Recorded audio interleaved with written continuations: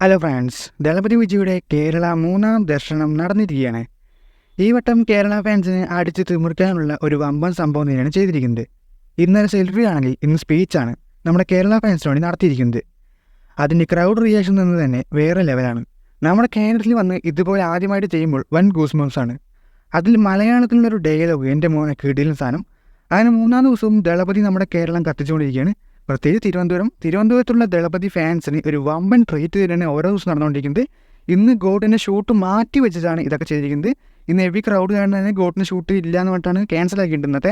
ഇനി നാളേക്കായിരിക്കും ഷൂട്ട് നേരെ തുടങ്ങാനായി പോകുന്നത്. ക്ലൈമാക്സ് ഭാഗമാണ് കേരളത്തിൽ ഷൂട്ട് ചെയ്യുന്നത്. ഒരു ഫൈറ്റ് സീൻസുമാണ് ഷൂട്ട് ചെയ്യുന്നതെന്ന് ഉറപ്പിക്കുന്ന രീതിയിലാണ് അപ്ഡേറ്റ്സ് ഒക്കെ വന്നുകൊണ്ടിരിക്കുന്നത്. നാളെ രജനീകാന്തും കേരളത്തിൽ വരുന്നുണ്ട്. ഒരുപക്ഷെ രജനി വിജയ് ഒരുമിച്ചുള്ള പിക്ക് വരാനും അധികമായി ചാൻസ് ഉണ്ട്. എന്തായാലും അതിനൊക്കെ വേണ്ടി കാത്തിരിക്കാം. അപ്പോൾ എത്ര പേര് ഇന്ന് അവിടെ ഉള്ളവരൊക്കെ കമൻറ്റ് ചെയ്യുക. എന്നാൽ അടുത്തൊരു വീഡിയോ ആയിട്ട് കാണാം.